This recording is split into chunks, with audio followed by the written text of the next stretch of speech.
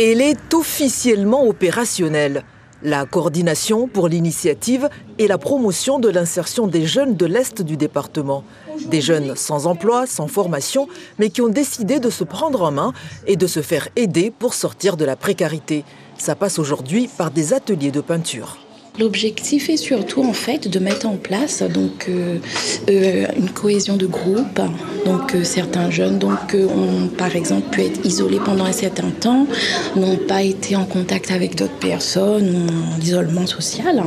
L'objectif est surtout en fait de recréer cette dynamique de groupe. Dans le groupe, Yolène Gontran, 24 ans. Autodidacte dans le milieu du spectacle, elle rêve de créer à terme sa société de conseil en images. J'ai appris énormément de plus grands, j'ai appris énormément dans des livres, etc., avec mon expérience personnelle.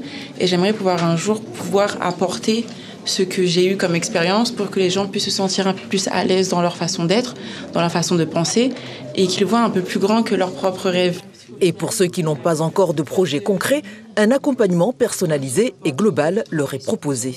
Travail sur le CV, travail sur les lettres de motivation, prospecter les entreprises, prospecter aussi les centres de formation, redynamiser aussi le jeune, le remettre aussi sur une idée, une projection, sans perdre de temps, on le met en immersion. 8 jeunes âgés de 15 à 29 ans ont signé leur contrat d'engagement d'1 année à la recherche de débouchés.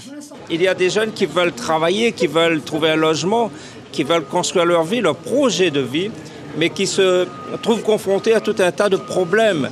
Problèmes de qualification, difficultés pour la mobilité parce que parfois on habite dans les quartiers les plus éloignés et il faut se rendre dans la capitale Saint-Denis ou vers Saint-Benoît et c'est compliqué parce qu'on n'a pas de voiture, on n'a pas de permis. Des aides ponctuelles sont également prévues pour financer notamment leur permis de conduire ou leur déplacement en transport en commun.